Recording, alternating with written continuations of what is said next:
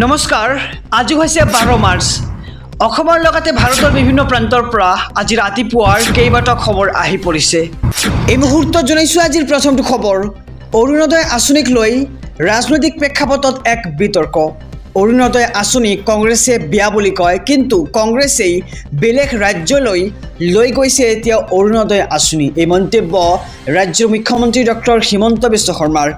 অৰুণোদয়ৰ কথা ক'লেই উত্তেজিত হৈ পৰে বিৰোধী দল কিন্তু কংগ্ৰেছে কৰ্ণাটকলৈ লৈ গৈছে অসমৰ অৰুণোদয় এই মুহূৰ্তৰ খবৰ আমি জনাইছো যে যেহেতু অৰুণোদয় আঁচনি অসমৰ এক সৰ্ববৃহৎ আঁচনি যাৰ জৰিয়তে ৰাজ্যৰ প্ৰতিগৰাকী মহিলাই লাভ কৰে মাহেকত 1250 টকা আৰু এই আঁচনি যদি কংগ্ৰেছে বেয়া কয় তেন্তে কিয় কৰ্ণাটকলৈ লৈ গৈছে এই সন্দৰ্ভত ৰাজ্যৰ মুখ্যমন্ত্ৰীয়ে কিন্তু এতিয়া প্ৰশ্ন উত্থাপিত কৰিছে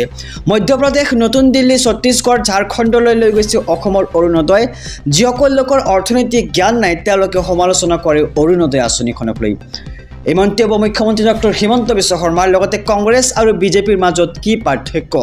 কংগ্ৰেছে দুখীয়া মানুহক ধুতি কম্বল দিয়ে লগতে বহিৰাজ্যত নিৰ্মাণ হোৱা ধুতি কম্বলৰ টকা লৈ যায় বহিৰাজ্যলৈ সামগ্ৰী বিতৰণত আপত্তি নাই লগতে অসমৰ শিপিনীয়ে উৎপাদন কৰা গামোচা বিতৰণ কৰক অৰুণোদয় প্ৰসংগক লৈ বিধানসভাত বিৰোধীক প্ৰত্যুত্তৰ মুখ্যমন্ত্ৰী ডক্টৰ হিমন্ত বিশ্ব শৰ্মাই অৰুণোদয়ৰ কথা ক'লেই উত্তেজিত হৈ পৰে এতিয়া বিৰোধী দল কিন্তু কংগ্ৰেছে কৰ্ণাটকলৈ লৈ গৈছে অসমৰ অৰুণোদয় এনেদৰে এতিয়া মুখ্যমন্ত্ৰীয়ে প্ৰশ্ন উত্থাপিত কৰা দেখা গৈছে মধ্যপ্ৰদেশ নতুন দিল্লী ছত্তীশগড় ঝাৰখণ্ডলৈ লৈ গৈছে অসমৰ অৰুণোদয় আঁচনিখন এই মুহূৰ্তত জনাইছো আজিৰ দ্বিতীয় নম্বৰ খবৰটো ৰেচন কাৰ্ডৰ লাখ লাখ হিতাধিকাৰীৰ বাবে কেবিনেটত ডাঙৰ সিদ্ধান্ত ৰেচন কাৰ্ড থাকিলে আপুনি লাভ কৰিব 12টা বৃহৎ সুবিধা এই মুহূৰ্তৰ খবৰ জনাইছো আমাৰ সমুদ্ৰকক যে কেবিনেট বৈঠকত ৰেচন কাৰ্ডক লৈ কেইবাটাও ডাঙৰ সিদ্ধান্ত গ্ৰহণ কৰিছে ৰাজ্য চৰকাৰে ৰেচন কাৰ্ডৰ লাখ লাখ হিতাধিকাৰীৰ বাবে 12টা বৃহৎ সুবিধা এইবাৰ মুখ্যমন্ত্ৰী ডক্টৰ হিমন্ত বিশ্ব শৰ্মা চৰকাৰে দিছে বৃহৎ সুবিধা ৰেচন কাৰ্ড থাকিলে আপুনি লাভ কৰিব অৰুণোদয় আঁচনি হয় ঠিকই কৰিছে যদি আপোনাৰ ঘৰত ৰেচন কাৰ্ড আছে তেন্তে চিন্তা কৰিব নালাগে আপুনি অতি শীঘ্ৰে লাভ কৰিবলৈ সক্ষম হ'ব অৰুণোদয় নামক আঁচনিখনৰ সুবিধা ৰেচন কাৰ্ড থাকিলে আপুনি লাভ কৰিব চৰকাৰী ঘৰ লগতে ৰেচন কাৰ্ড থাকিলে প্ৰয়োজন নহ'ব চৰকাৰী আয়ৰ প্ৰমাণপত্ৰ আপোনাৰ কোনো আয়ৰ প্ৰমাণপত্ৰ নাই কেৱল ৰেচন কাৰ্ডখন দেখুৱালেই হৈ যাব ৰেচন কাৰ্ড থাকিলে লাভ কৰিব 5 লাখ টকাৰ বিনামূলীয়া চিকিৎসা সেৱা লগতে ৰেচন কাৰ্ড থাকিলে লাভ কৰিব 35 কেজিকৈ চাউল বজাৰতকৈ বহু কমত লাভ কৰিব ৰাজ সাহায্যযুক্ত এই ৰেচন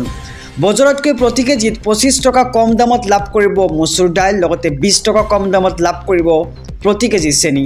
10 টকা কম দামত লাভ কৰিব আপুনি নিমখ লগতে অন্তোদয়া অন্ন যোজনাৰ অধীনত প্ৰতি পৰিয়ালে লাভ কৰিব 35 কেজিকৈ চাউল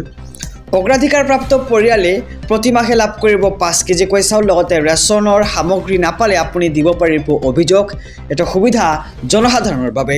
ইয়াৰ বাবে হেল্পলাইন নম্বৰ মুকলি কৰিছে চৰকাৰে নম্বৰটো হৈছে 180034536611 আপুনি নম্বৰটো স্ক্ৰীনশ্বট লৈ লওক অথবা লিখি লওক নহলে ভিডিওখন আপুনি শেয়াৰ কৰি ৰাখক নম্বৰটো আপোনালোকৰ বাবে অতিকৈ জৰুৰী কিয়নো আপুনি যদি ৰেচন নাপায় তেন্তে এই নম্বৰ যোগেদি আপুনি কিন্তু অভিযোগ দিব পাৰিব নম্বৰটো আকৌ জনাইছো 180034536611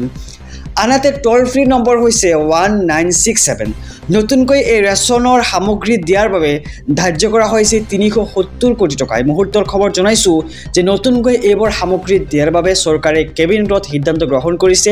আৰু ইয়াৰ বাবে 370 কোটি টকা ধাৰ্য কৰা হৈছে কেবিনেটত আইছো পৰৱৰ্তী খবৰৰ মাজলৈ 15 মাৰ্চত বন্ধ থাকিব সকলো চৰকাৰী কাৰ্যালয় লগতে শিক্ষানুষ্ঠান 15 মাৰ্চত বন্ধ থাকিব সকলো চৰকাৰী কাৰ্যালয় বিদ্যালয় শিক্ষা প্ৰতিষ্ঠানো বন্ধ ঘোষণা কৰিছে প্ৰশাসনে অহা 15 মাৰ্চত বন্ধ ঘোষণা এবাৰ প্ৰশাসনৰ ফাকুৱা উপলক্ষে কামৰূপ মহানগৰ জিলা প্ৰশাসনে বন্ধ ঘোষণা কৰিছে এই বন্ধ লগতে বন্ধৰ বাবে আদেশ জাৰি কৰিছে কামৰূপ জিলা প্ৰশাসনে 15 মাৰ্চত বন্ধ থাকিব সকলো চৰকাৰী কাৰ্যালয় বিদ্যালয় শিক্ষা প্ৰতিষ্ঠান বন্ধ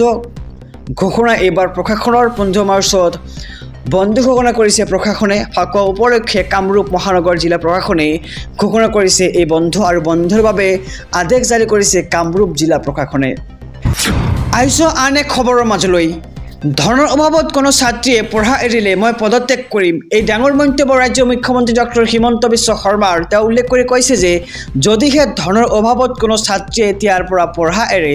তেন্তে মই মুখ্যমন্ত্ৰী পদৰ পৰা পদত্যাগ কৰিম এই মুহূৰ্তৰ খবৰ আমি জনাইছোঁ SB অসম মিডিয়াৰ সমূহ দৰ্শকক যে নিযুত মইনা আঁচনিৰ বাবে এইবাৰ এগৰাকী ছাত্ৰীও ড্ৰপ আউট কৰা নাই অখিল গগৈয়ে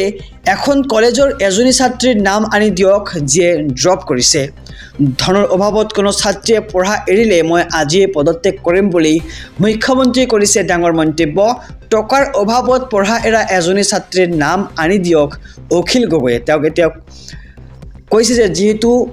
ধনৰ অভাৱত কোনো ছাত্ৰীয়ে পঢ়া এৰা নাই যদি আনি দিব পাৰে নাম তেন্তে কিন্তু মুখ্যমন্ত্ৰীয়ে পদত্যাগ কৰিব বুলি মন্তব্য কৰে বিধানসভাত আৰু এনেকৈ অখিল গগৈয়ে নিজৰ ঘৰখনক বেয়াকৈ কৈ থাকিব পাৰে বিধানসভাত মুখ্যমন্ত্ৰী উভতি ধৰিলে অখিল গগৈ নিযুত মইনা আঁচনিৰ বাবে এইবাৰ এগৰাকী ছাত্ৰীও ড্ৰপ আউট কৰা নাই বুলি মন্তব্য মুখ্যমন্ত্ৰীগৰাকীৰ আৰু অখিল গগৈয়ে যদি এখন কলেজৰ এজনী ছাত্ৰীৰ নাম আনি দিয়ে তেন্তে আইছো আন এক খবৰৰ মাজলৈ মুছলমান সমাজৰ বাবে এক জৰুৰী খবৰ ৰমজানৰ ৰোজাৰ ফিতৰাৰ পৰিমাণ ৭০ টকা কেন্দ্ৰীয় হিলাল কমিটিৰ এই বৃহৎ ঘোষণা যেহেতু মুছলমান লোকসকলে ৰমজানৰ আগে অৰ্থাৎ ঈদুল ফিতৰ পালন কৰাৰ আগে তেওঁলোকে ফিতৰা আদায় কৰে আৰু এই ফিতৰা এতিয়া ধাৰ্য কৰা হৈছে ৭০ টকা আৰু কেন্দ্ৰীয় হিলাল কমিটিৰ এই বৃহৎ ঘোষণা আমি খবৰটো জনাইছোঁ SB অসম মিডিয়াৰ সমূহ দৰ্শকক ৰমজানৰ ৰোজাৰ ফিতৰাৰ পৰিমাণ নিৰ্ধাৰণ কৰা হৈছে ৭০ টকা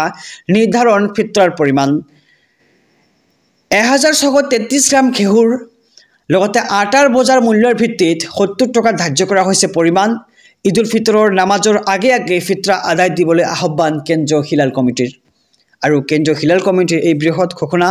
ৰমজানৰ ৰোজাৰ ফিতৰাৰ পৰিমাণ নিৰ্ধাৰণ কৰা হৈছে ইতিমধ্যে ৭০ টকা নিৰ্ধাৰণ কৰা হৈছে ফিতৰাৰ পৰিমাণ ৭০ টকা নিৰ্ধাৰণ কৰিছে এতিয়া ফিতৰাৰ মূল্য আৰু ১১৩৩ গ্ৰাম ঘেঁহুৰ আটাৰ বজাৰ মূল্যৰ ভিত্তিত ৭০ টকা ধাৰ্য কৰা হৈছে পৰিমাণ আৰু ঈদুল ফিতৰৰ নামাজৰ আগে ফিতৰা আদায় দিবলৈ আহ্বান কেন্দ্ৰীয় হিলাল কমিটিৰ